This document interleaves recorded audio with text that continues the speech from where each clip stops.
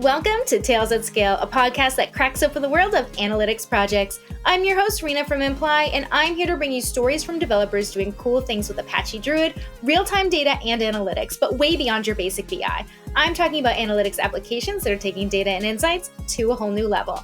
On today's episode, we are going all in on security, from authentication and authorization to data protection strategies you'll need when selecting a database for analytics applications. And when you start setting up your own Druid cluster.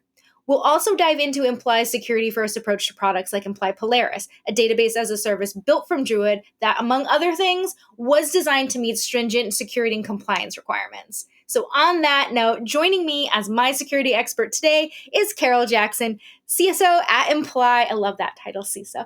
Carrell, welcome to the show. Hey, thanks for having me. Okay, so I like to start out a little bit with my guest and how they got to where they are today. So Carrell, tell me a little bit more about your journey to becoming Imply CISO. Sure, it'd be my pleasure. So I have been part of the Imply team for 3 years now and grown into the position. I was Imply's first dedicated security hire back 3 years ago as we began to scale the product offering and we were venturing into our path to offer a SaaS product. But prior to joining Imply, diverse background.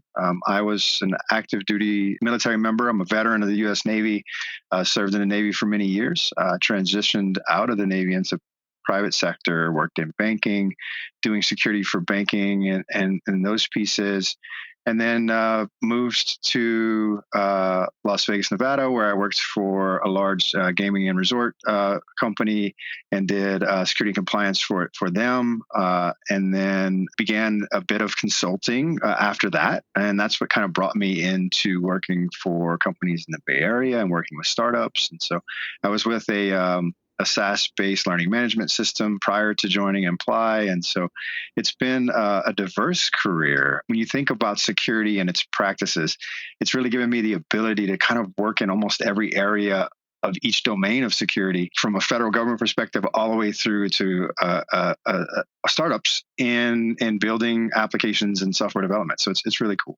Awesome. Well, first of all, thank you for your service. Thank you. And then so you've been at Imply for, 3 years now. Had you heard about Apache Druid before joining, or was that your first experience when you started here? So I never worked in a company that was using direct analytics or data analytics as a tool. So I had not. But when I started researching opportunities and started doing research and seeing what was built in Apache Druid, it was just phenomenal to me. I remember watching a YouTube video that was done by our chief product officer at the time, comparing query speeds between Apache Druid and another competing data warehousing software, and it was just amazing to see how quickly and efficient Druid was, and in that aspect, I was blown away, and I was like, I want to be part of this movement, and it's something that was really exciting. So I wanted to have you on the show because cybersecurity becomes more and more important every day. I know from speaking with open source Druid users and Imply customers that along with performance and reliability, security is extremely important. And actually, I'd argue even more important than those things when choosing a database for analytics applications. For someone who is in the early stages of building an app, what should they be looking for in terms of data protection when they're trying to evaluate a database? Great question. I think it starts even earlier than what they're using it for. And it starts with, it always begins with the data identification. So in information security, we often refer to what we're protecting as the crown jewels. So being able to ask yourself a few common questions, like what type of data will we be processing? And is that data sensitive to our company, or is it sensitive to our customers? If the answers to those questions are yes, then it becomes very important to take steps to protect that data. And so if you're just going to use a solution in a development environment and kind of run it through its paces, security is going to be important, but not as important as if it's hosting critical data to your organization or to your customers. And I'm sure we're going to get deeper and deeper into what those pieces are, but common elements you think about when you think about protecting data within a database system is, role-based access to the data, can the data be encrypted at rest and then transit to communications within the database and things along those lines.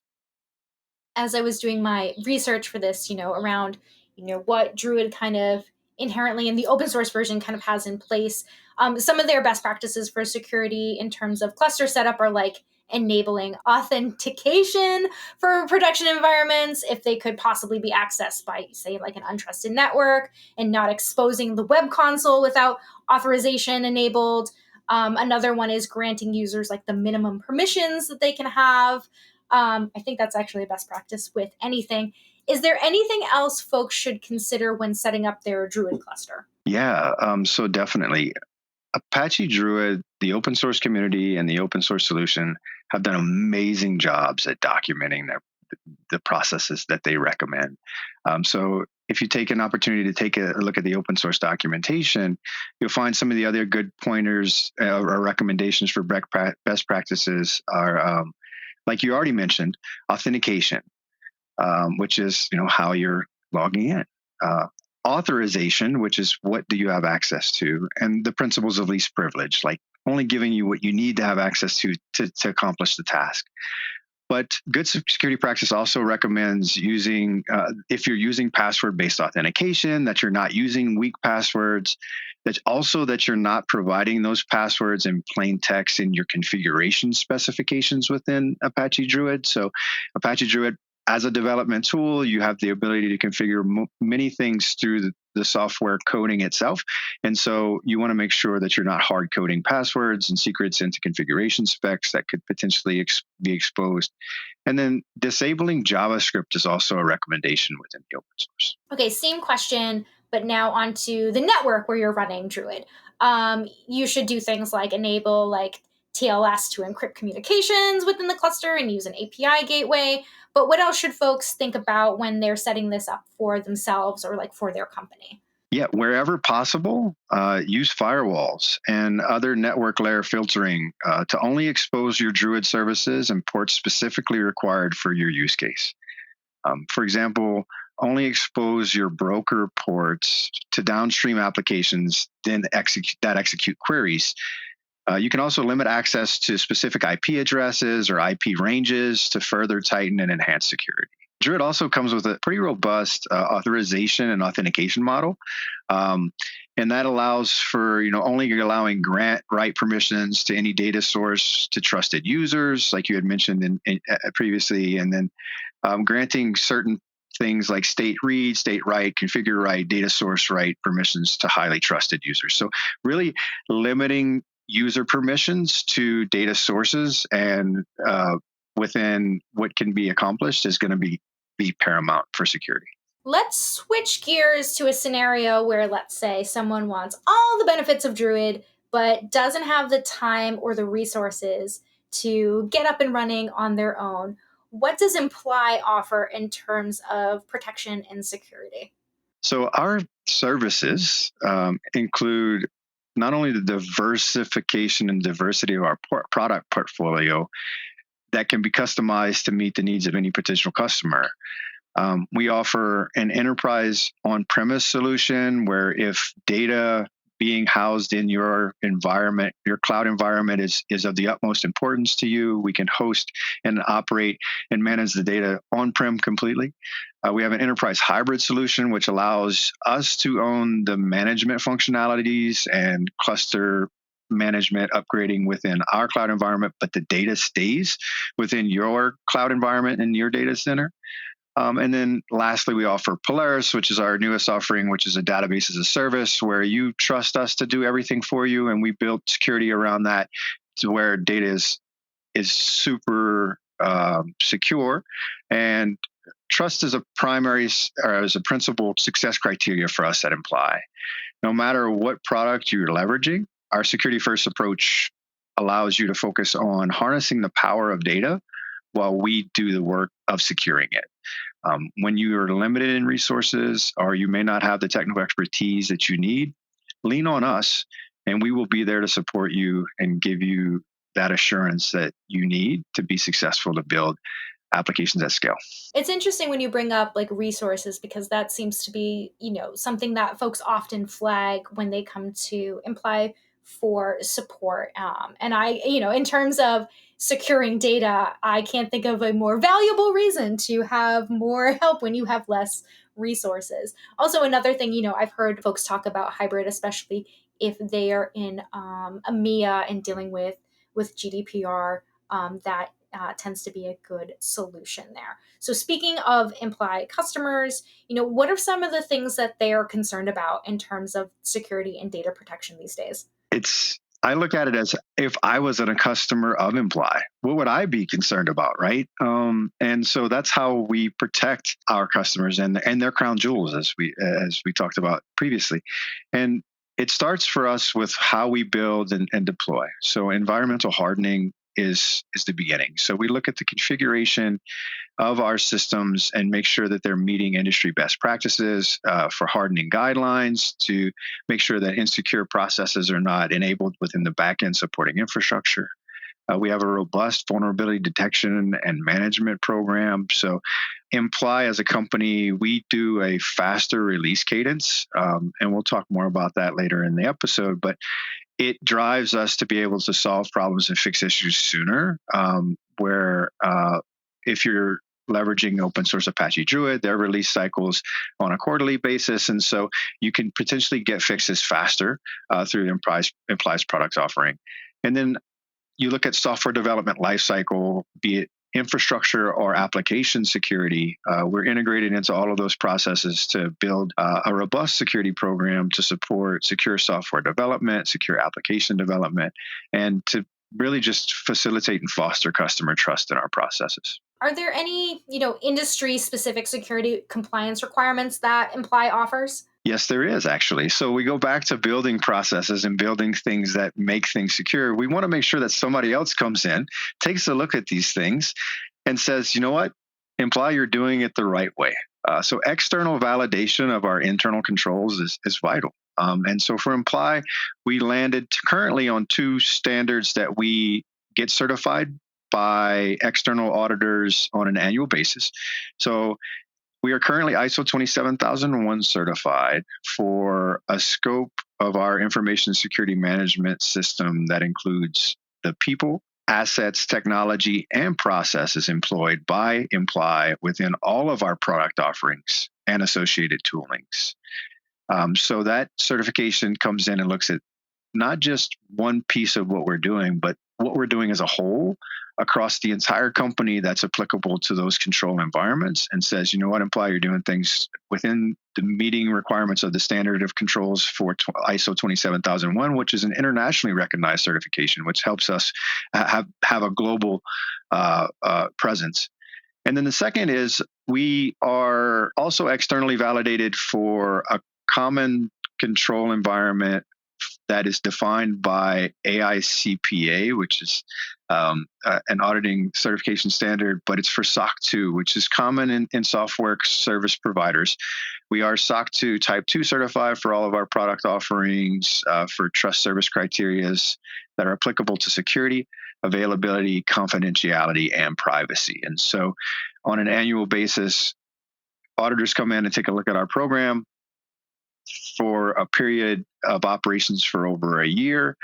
And they say, okay, your controls are designed effectively and they're also operating effectively. And we share those reports openly with our customers and prospects to show that we are committed to the security controls and commitment that we make to them, so they can have that trust and assurance that we're handling their information effectively.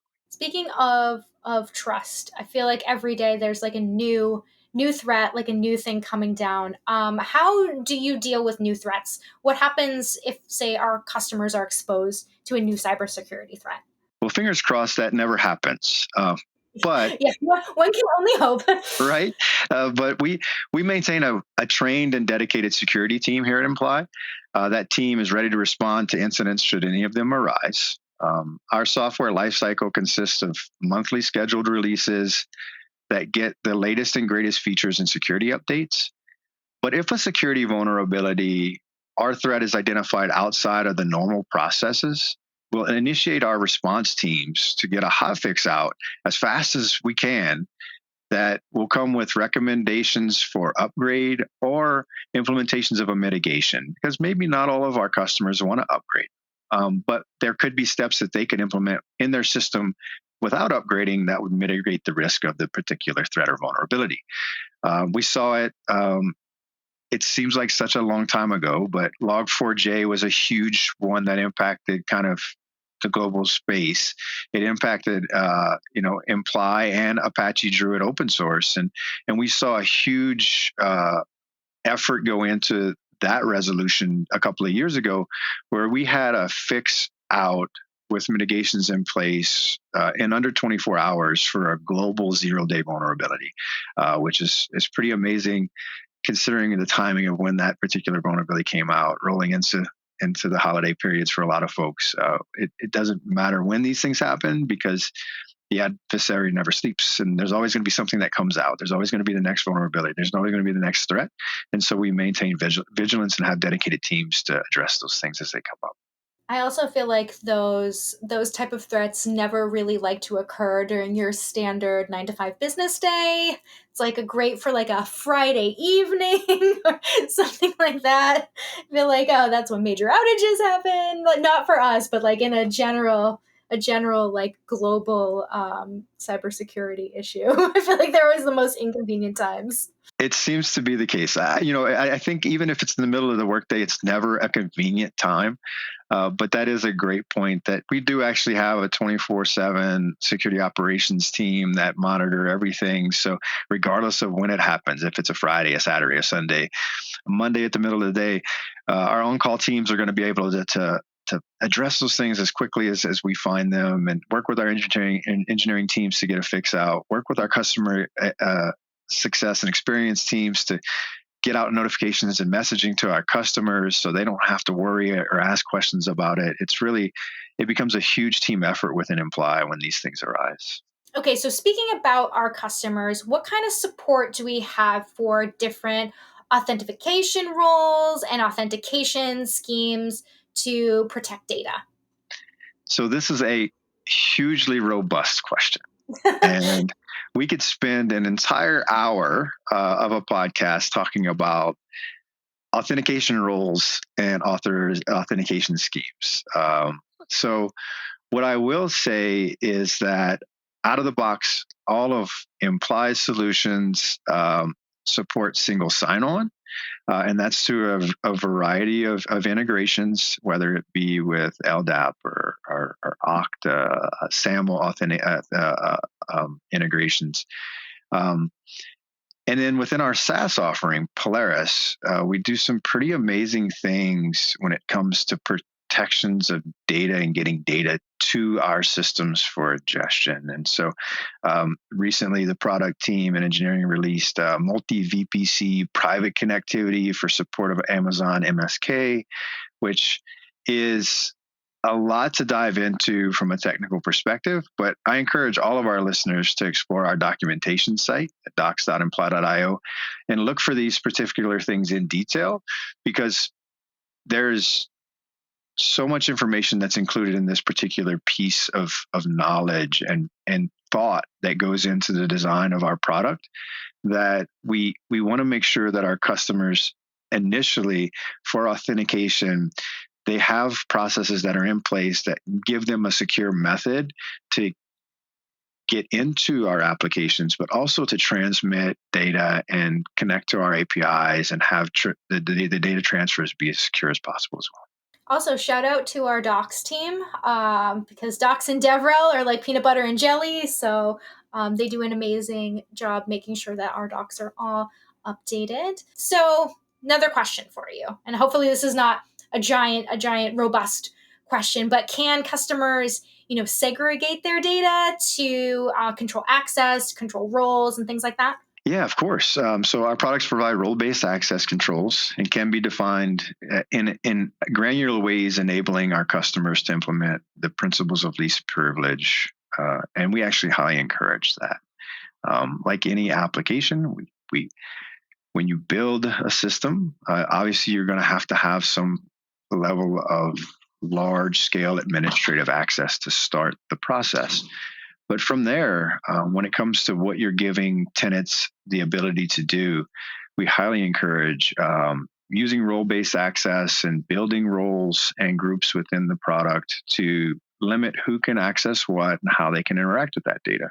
So you may have a team within your organization that only needs to be able to query certain sets of data. You can create a group and assign roles to that group to only set that specific data set. And then when they're running their dashboarding or they're running the analytic queries on that data, they would only have access to the data that they have permissions to. It's highly important to limit that depending on the scale and sensitivity of your data. Are there any other elements of security that we apply? Like, what kind of policies help keep Polaris, for example? So within Polaris's infrastructure, we had the opportunity to build Polaris with a security first mindset. And in doing that, not only did we build a secure software development lifecycle, but the Polaris infrastructure is continuously monitored for compliance to AWS as well as the Center for Information Security, CIS, hardening benchmarks. So my team monitors tools that we have implemented in the cloud infrastructure to be notified of any new resource that's created that would fall outside of the compliance hardening benchmarks. And then we work with our engineering teams to get that resolved. Additionally, we deploy cutting edge cloud monitoring detection tools to provide internal teams with real-time detection and response capabilities for any event that presents as an anomaly. And so there's things that happen all day, every day within a cloud environment. And we have tools in place watching those things. And for instance, we see a resource get built in a region that hasn't had a resource built in it before, that would trigger an anomaly event to our security teams. We would work closely with engineers to say, hey, there was something strange that happened here, and we would investigate that. And it could be, hey, you know what, we're building out yet another new region of support for our different product offerings, which is great.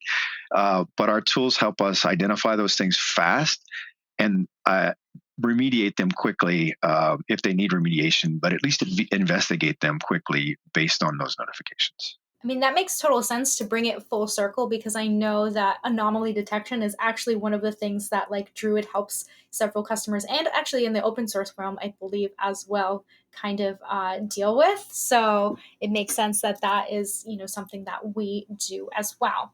So I know there's often a requirement, you mentioned regions, right? There's often a requirement of, data privacy regulations, and that data needs to be stored in that specific region. So how do we handle that? Yeah, so regional data protection is a large consideration for our service offerings. I highly recommend that you bring our legal and privacy teams in for a future episode dedicated specifically to privacy and data protection, because they are the experts and can give you hours worth of content, I'm sure.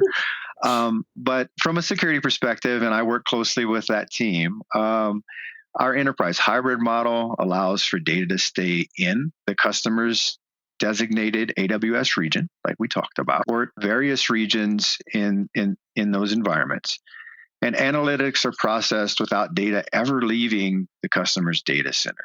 For Polaris, we've enabled geographical regions in support of data being hosted in specific regions. And we continue to expand those regional offerings in Polaris each quarter. Currently, right now, as of today, our enterprise hybrid regions, we support a whole list of regions. You can find them in our documentation site. But for Polaris specifically, we support in AWS, AP South 1, EU Central 1, EU West 1, US East 1, US West 2. Now, the EU ones are going to be important there, right? You think about Europe, Frankfurt, which is EU Central 1, and EU West 1, which is Europe, Ireland. That gives you the ability to keep your data in a region that's specific to the European Union, which could help you meet your GDPR requirements. And then we're also expanding our service offerings to be GA soon into Microsoft Azure, And we're starting with U.S. regions, but we'll be scaling that out to different global regions as well in support of data protection needs for our customers. All the Azure stuff is so exciting. It is super exciting, right? I should probably do an episode on that at some point when we are ready. So this is more of like a personal question for you. So what keeps you up at night in terms of like database security? Yeah. So it goes full circle to what we started to talk about, right? We have to identify our crown jewels. And once we've identified them, we know for us, it's customer data that we host, customer data that we manage, and our customers trust us to be responsible with. We work tirelessly to protect them. In our hosted environments, customers' trust of us is of utmost importance. So the fact that I'll say adversaries, right? So the fact that adversaries have the advantage of time, and that's what keeps me up at night, because we can build systems that are secure. We can protect customer data to the extent that is within the bounds and limits of what we have the capabilities to do. But an adversary could be sitting and waiting and spending time. And that's why vulnerabilities keep coming out. Some of them are because of software changes in different components, but some of them are also because folks can sit back and spend time just hammering away at systems, trying to find small cracks that they can get into and exploit.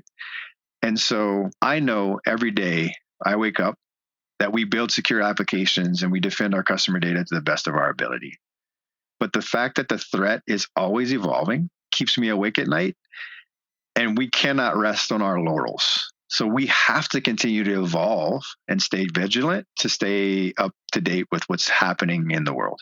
Speaking of, this is a good segue into my next question. In my research, I saw that you are a certified ethical hacker, which I think is so cool. Can you tell me a little bit more about that? So it sounds super cool, and it has its fun aspects. So let's start with ethical hacking is a broad practice that covers a whole bunch of different technologies. The principles behind it and the skills that I've developed provide the ability to evaluate nearly any application or infrastructure to identify potential vulnerabilities and to provide recommendations on how those vulnerabilities can be remediated. I pursued that particular certification along with a whole slew of other certifications in security because I felt like it was important to be able to put on the lens of what we're trying to protect against to help solve problems and have a security first mindset. We build applications and have different system components. And so we as a company, Imply, we contract services from other providers to do penetration tests on an annual basis.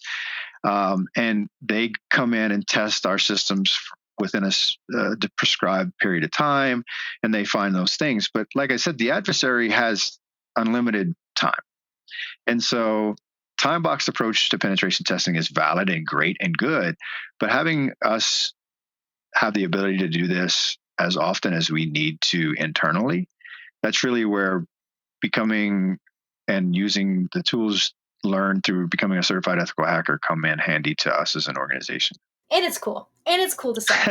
Just It being is. honest, it's cool to say. It is an interesting one to say, right? And it's evolved a lot. We have members of my team that pursue this in their free time as well. And we've seen a revolution in the world over the last, 7 years when it comes to ethical hacking. I mean, there's entire organizations dedicated to funding ethical hackers to help secure systems, and security researchers going and using the skills they've learned to help make systems better for people versus actually trying to find exploits that cause havoc. You're trying to find exploits to identify them, to let folks know that issues exist and to help them fix them before they become something that becomes dangerous. But that's still so cool about being like an certified ethical hacker, which actually, you know what I think is important to address on this show is what if somebody finds a vulnerability? both maybe like, if they're working with open source Druid or if they are working with our products, how do they go about reporting that? Yeah. So open source Apache Druid is supported and part of the Apache software foundations. And so Apache has a dedicated security team that address open source vulnerabilities. And so any non-disclosed security vulnerability in Apache projects should be reported to security@apache.org. And if you find something in Imply's service offering, then we encourage you to email security@imply.io, and our internal teams will take care of those pieces. Fantastic. Well, Carrell, thank you so much for joining me. Yeah, it's my pleasure. Thank you. This was definitely super informative, and I am glad that you got to be on the show. All right, everyone, if you want to learn more about Apache Druid, please visit druid.apache.org. And if you want to learn more about Imply's products from, Imply Polaris to hybrid to enterprise and what we're doing there, please visit imply.io. Until next time, keep it real.